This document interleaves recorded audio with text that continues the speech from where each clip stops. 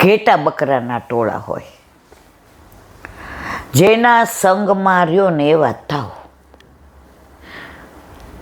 એટલે પહેલાં તો મકાન શોધતા તોય પાડોશનું પૂછતા, એરિયા પૂછતા. પહેલાં આવી રીતે પાણી બધે મળતા ને હારે લઈને કુંજો કેવું હોય. અને માનો કે રસ્તે લાગી તો કોઈના ઘરે આપણે તો અમને શીખવાડવામાં આવતું. અમે રાજકોટથી ને બસમાં બેસીએ એટલે અમરેલી ઉતરવાનું. તો રસ્તામાં આ પહેલાંની એસટી બસો તો ખડડ ખડડ 15-20 મિનિટ થાય ને ગામડું આવે ને ઊભી રહીએ. તો દરેક જગ્યાએ પિયાવ હોય, પાણીના માટલાને ઉપર ઓલું તાપડું વીંટેડેલું હોય ને ડોયેથી ને પાણી આપે. એટલે બા અમને સિલ્વર જન્મનો કુંજો ભરતી કે રસ્તામાં આણેથી, અને એની અંદર ગ્લાસ હોય અને ઊંચેથી પીવડાવવાનું શીખવાડ્યું. તો આટલા પિયાવ આવે ને છેલ્લે અમરેલી આવે ને ઘણીવાર હું ને શરદ હોઈએ કે કોઈ બીજું હોય તો પાણી ખૂટી જાય. પણ મને બરાબર યાદ છે, અમને ક્યારેય એવું મન ન થયું કે અમને શીખવાડ્યું કે બેટા બને ત્યાં, જો અમને ત્રાસ નહોતો આપવામાં પરાણે નહીં. પછી અમરેલી ઉતરે ને ત્યાં અમારે તુલસી મામા એટલે કે ગામના મામાના ગામના એ ત્યાં રહેતા હતા. અને પહેલાં એવું તો ત્યાં અમારે એ ત્યાં જ એમનું બસ સ્ટેન્ડ, અને ત્યાં અમને ગાંઠિયાને જલેબીને એની દુકાન, એટલે ત્યાં ઉતર. એ ભાણીબા કાંઈ રસ્તામાં બધું બરાબર હતું ને બેટા? સવારે નીકળ્યા ત્યારે નાસ્તો તમે કહે હા મામા અમે ભાખરીને ચા. હાલો માં દીકરા હાલો હવે અહીંયા બેસી જાઓ, ગરમ ગરમ ગાંઠિયાને ચા ને અમને આપે. અમારે કેવું ન પડે, મામા કુંજો લઈને વીછળીને ઘરેથી મંગાવી દે અમને પાણી. કારણ કે કેડીએ ઉતારે ને તો અમને ત્યાં પહોંચતા હજી અમરેલીથી 1.5 કલાક થાય. તો નાનપણથી જ અમને શીખવાડવામાં આવ્યું હતું બધું. હવે તો આ પેલા બિસ્લેરાન ફિસલેરાન ઘણું બધું થઈ ગયું છે. હવે એમાં અહીંયા પાણી દેવા આવ્યા તો એકવાર ઓલો મોટો આમ જોગ હતો, તો મેં જોયું ઓલું પાણી નાખ્યું ને એણે વધ્યું ને તો મોઢે બાંધીને પીધું. અને આપણે પાછા એમ કહે અમે બોરનું નથી પીતા, અમે છે ને બિસ્લેરીજમાં. બરાબર, બધું શું કરે છે.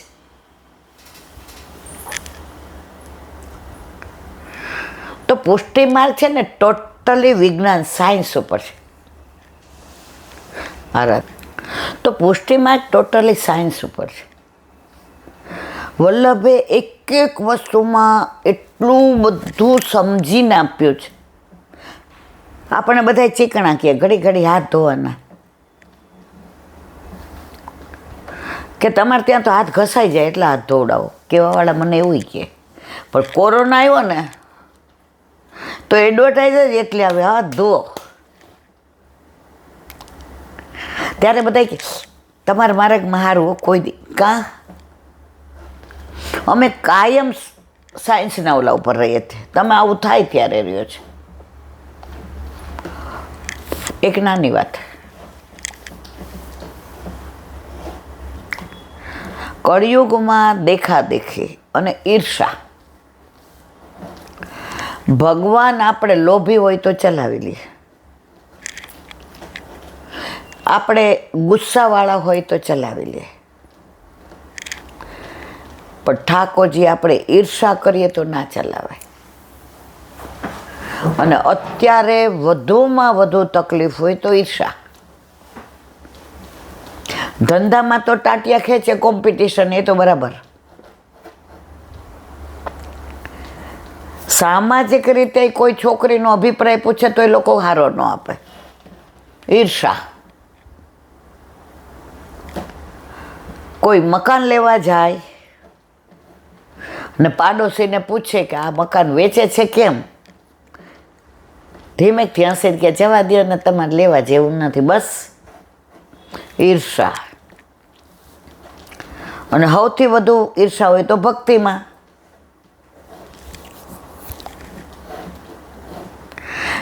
ભક્તિમાં ઈર્ષા ક્યાંય હોવી જ, જેને પ્રભુએ બધાને સરખા રાખ્યા તો આમાં ક્યાં ઈર્ષા? પણ આ તો જ્યારે તુકારામ, નામદેવ, મીરાબાઈ, નરસિંહ મહેતા, આ બધાને એટલી ઈર્ષાનો સામનો કરવો પડ્યો છે 200, 300, 400 વર્ષ પહેલાં. તો અત્યારે તો વધે જ ને મારવાલા. તો આ સાચો બની ગયેલો પ્રસંગ. તુકારામ જે મહારાષ્ટ્રમાં થઈ ગયા, આપણે બધા એમનું જીવન ચરિત્ર જાણીએ છીએ. પણ આના અનુસંધાનમાં આજે મેં વાંચ્યું તો મને બહુ ગમ્યું. તુકારામને એટલો બધો પ્રભુ પર પ્રેમ, એટલો બધો પ્રેમ કે એનું જીવન જ પ્રભુમય થઈ ગયું હતું. એ પાણી પીએ તો એને એમ થાય કે મારા પ્રભુએ જે પંચતત્વો બનાવ્યા એમાં જળ ન બનાવ્યું હોત તો અમે શું કરત. એ સૂવે નીચે તો વિચારે કે મારા પ્રભુએ આ પૃથ્વી ના આપ્યું હોત તો અમે શું કરત. સવારે સૂર્યદેવના કોમળ કોમળ કિરણો જોવે એટલે કે પ્રભુએ આ સૂર્યનારાયણ એના શ્વાસને ઉચ્છ્વાસમાં પણ પ્રભુ. હવે ભણેલા નહીં તો એને એટલું બધું પ્રભુ તરફ પ્રેમ. વિઠોબા કે બધાને એમ થાય કે આમને પ્રેમની પરાકાષ્ઠા છે. તો સંસ્કૃત ના આવડે, ખાલી 2-3 ધોરણ ભણેલા એટલે, પણ ભાવ બહુ. ભાવમાં ભણતરની જરૂર નથી. એક જગ્યાએ ગયા હતા ને તો લગભગ 70-80 વર્ષ જૂનો બંગલો. રાજકોટમાં પેલા બેલા હતા, આવી ઈંટો નહોતી, આટલા મોટા મોટા બેલા, અને એમાં તમે ખીલી ઠોકો જ ન જાય એટલા આમ પેલા. તો નાના હતા ને ત્યારે એમને ત્યાં કંઈક મનોરથો, બહુ મને એવું યાદ નથી. તો નાની છોકરીઓને કીધું હતું કે બધાને કળશ ભરવાના, એટલે ગયા હતા. તો બંગલાની જે એની પેલું નાની જગ્યામાં રૂમ ને એનું બધું જે કર્યું હતું, અત્યારના ઇન્ટિરિયર ઓલા ભણેલા હોય ને કેટલા પૈસા લે. એટલે એક વૈષ્ણવે પૂછ્યું કે આ બંગલો બહુ સરસ છે, કોઈ એન્જિનિયર ત્યાં ભણેલા ન હોય એટલે કે એન્જિનિયર. ઓલા કે કોઈ એન્જિનિયર ને મારા સસરાએ જાત્યા કર્યું છે. તો એનો દીકરો એન્જિનિયર હતો. એ કે અમારા ભણવામાં અમે ન કરી શકીએ, આ બંગલામાં કર્યું છે. તો એ બંગલો એન્જિનિયરને એમ પૂછવું પડે કોણે બનાવ્યો આવો સરસ. તો કે મારા સસરા ભણેલા નથી પણ આ બધું એના ઓલામાં કરાયું. તો ઓલો એન્જિનિયર કે અમે ભણેલા છીએ તો આ જજ ન કરી શકીએ. તો ઘણીવાર ભણેલા ન હોય પણ ગણેલા હોય. ભણતર ન હોય પણ જીવનનું ચણતર કેમ કરવું એ ખબર હોય. તો આ તુકારામ જે હતા એણે પોતાના ભાવ વ્યક્ત કરતા ગ્રંથો 2-3 લખ્યા, અને એટલા સરસ ગ્રંથો, અંદર ભાવ ભર્યો હતો. હવે ત્યાં એક રામેશ્વર પંડિત રહીએ, એટલું બધું ભણેલા સંસ્કૃતને, એટલું બધા આમ બધારે સાથે, અને બધા એમ કે હમણાં જેવું કોઈ નહીં. અને એને એવું અભિમાન એ ખરો કે મારું સંસ્કૃતમાં જે વિદ્યા છે, હું જે જાણું છું એ કોઈ ન જાણે.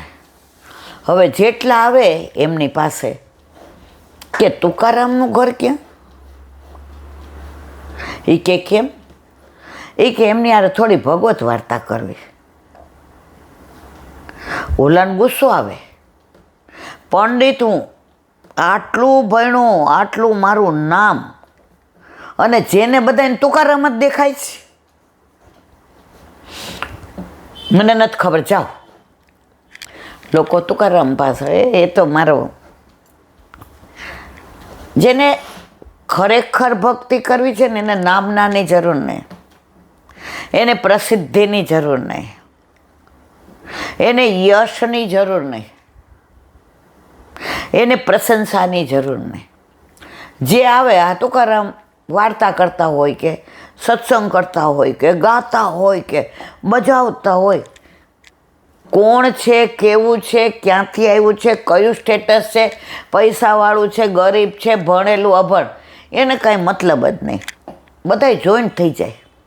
તુકારામનું તન્મયતા પ્રભુમાં હતી. પછી તો લોકો સમજી ગયા કે આ રામેશ્વર પંડિત છે ને, એને તુકારામની બહુ ઈર્ષા છે. લોકો ડાયરેક્ટ અહીંયા જ આવે. હવે ત્યાં અવર જવર ઓછી થઈ ગઈ.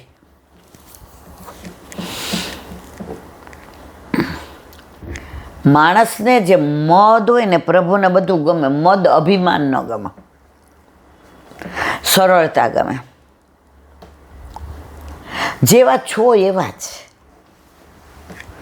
હવે રામેશ્વર પંડિતને આવ્યો ગુસ્સો અને એટલી ઈર્ષા થઈ. દુનિયામાં ઈર્ષાનું કોઈ દવા છે જ નહીં. અને આ ઈર્ષા એવી છે ને, એ વધતી જ જાય, ઘટે જ નહીં. કોઈ સીધું કહેતું હોય તમને આડું જ લાગે.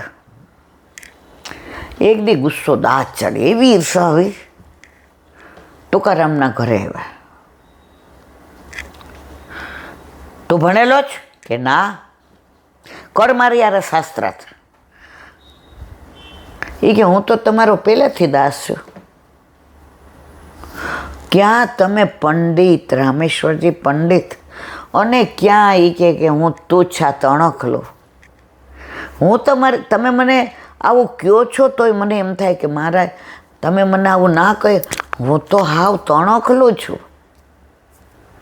હું તમારી યાર શાસ્ત્ર, તમારું સંસ્કૃત, તમારું ભણવાનું, તમારું કાશીના પંડિત જેવું જ્ઞાન, દંડવત કર્યા, વંદન. તમે આજે મારી ઝૂંપડી પાવન કરી નાખી. નાય કર મારી સાથે શાસ્ત્ર. પ્રભુ હું ક્યાંથી શાસ્ત્રાર્થ કરું? હું ભણેલો નથી, મેં કાંઈ વાંચ્યું નથી, મને કાંઈ આવડતું નથી. તો કે બધા તુકારામ તુકારામ તુકારામ કરતા કેમ આવે છે અહીંયા?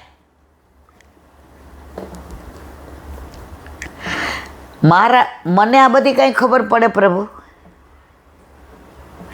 કોણ આવે છે ને કોણ જાય છે મને ખબર નથી. જેમ મીરાબાઈ, મેરે તો ગિરધર ગોપાલ, દૂસરો ના કોઈ. અહીંયા કેટલા આવ્યા ને કેટલા ગયા એ મને મારા પ્રભુ, હું એની અંદર હોઉં છું. હું બીન બગાડું કે હું મૃદંગ વગાડું કે હું કીર્તન કરતો હોઉં કે સામે બે જણા બેઠા હોય એનું વાતો કરતો હોઉં ભગવાનની. મને બીજું કાંઈ નથી આવડતું. મારી પાસે કોઈ જ્ઞાન નથી, મારી પાસે કોઈ ડિગ્રી નથી. પ્રભુ આપે તો મારી એ કે બધા કે તે ગ્રંથો લખ્યા, મને ન આવડે. એ તો એકડિયું બગડિયું લખે ને એમ મને જેવું વાલ પ્રભુ આવે ને એ વાલ લખ્યું છે. બતાવ. એ કે તમારા હાથ અડે તો પાવન થઈ જશે. 2-3 ગ્રંથ હતા, બતાવ્યા. ત્યાં 12 તળાવ હતું, નાખી દીધો. લે, તારું બધું જ્ઞાન હતું ને એ તમે બધુંય ભરવું, પણ મારો ભાવ મારા પ્રભુ તરફનો તમે આવું કાં કર્યું? જળમાં કેમ વહાવી દીધું? હું તો તમારો જન્મનો દાસ છું. મને કાંઈ પણ મેં મારા પ્રભુને જેટલું મને બોલવામાં નહોતી ખબર પડતી, મેં મારા ભાવ લખ્યા હતા અંદર. તમે જળમાં વહાવી દીધું. રામેશ્વર પંડિત પગ પછાડીને નીકળી ગયા. લે હવે તુકારામ કે પ્રભુ તારી લીલા બધી જ મને કબૂલ મંજૂર છે. શ્યામ રાખે તેમ રહીએ ઉદ્ધવજી, શ્યામ રાખે તેમ રહીએ. મારા શ્યામને કાંઈ નવ કહીએ ઉદ્ધવજી, શ્યામ રાખે તેમ રહીએ. સમજી ગયા મારા પ્રભુને આ લીલા ગમતી હશે. જેવી રીતે ગોવિંદ સ્વામીએ 252 પદ હમણાંજીના લખ્યા હતા. બધાએ ફરિયાદ કરી, વહાવી દે યમુનાજીમાં. ગુસાઈજીએ કહ્યું, ગુરુ પર કેવો દ્રઢ વિશ્વાસ, વહાવી દીધા. આટલા બધા હતા, એમાંથી ગુસાઈજી હાથ પકડીને કોને લઈ ગયા? ગોવિંદ સ્વામીને ગિરિકંદર. અને જેવા અંદર ગયા તો યમુનાજીએ લઈને જ ઊભા હતા. દ્રઢ વિશ્વાસ. આણે કીધું, તારી જેવી ઈચ્છા મારાના. પાછા ભજનમાં લાગી ગયા. એ તો હવે રામેશ્વર પંડિત ગયા. એ કે આજે એક કામ કર્યું, કાલથી નાનું. હવે એને શરીરમાં એટલી બળતરા દેખાય નહીં, પણ ઈર્ષાની બળતરા. જો ભગવાન કે ઘર દેર હે, અંધેર નહીં હે. તમે બહુ કોઈની ઈર્ષા કરો, બહુ કોઈને હેરાન કરો, પાડી દેવાની વૃત્તિ રાખો કે જે પેલાને કાંઈ ખબર જ નથી, એ તમને દુશ્મન નથી સમજતું, તમે સમજો છે. એક પક્ષીય ઈર્ષા હંમેશા એક પક્ષીય જ હોય. સામે વળાને લેવા નહીં તો દેવા હોય. પણ ઠાકોરજી સહન ન કરે ને, ભક્ત સહન કરી લે, ભગવાન સહન ન કરે. પછી તો બળતરા કેવી વધવા માંડી, આમ પથારીમાં આડોટે ને પાણીમાં ને. પણ ક્યાંય એટલું અસુખ થાય, વૈદ્યને બોલાવ્યા, ડૉક્ટરોને બોલાવ્યા ને ઔષધિઓ લાવ્યા ને હિમાલયમાંથી ઔષધિ બોલાવીને કંઈક કર્યું. પણ દિવસે એને જેમ ઈર્ષા વધતી ગઈ એમ શરીરમાં બળતરા બળતરા બળતરા. એણે પ્રભુને કીધું, એ કે આટલી ભક્તિ કરી, આટલું ભણ્યો, આટલો લોકોને ઉપદેશ આપું, મેં શું તમારું બગાડ્યું કે મને આવું કર્યું? અને કોઈને દેખાય ને એવો રોગ, ઈર્ષા કોઈને દેખાય ને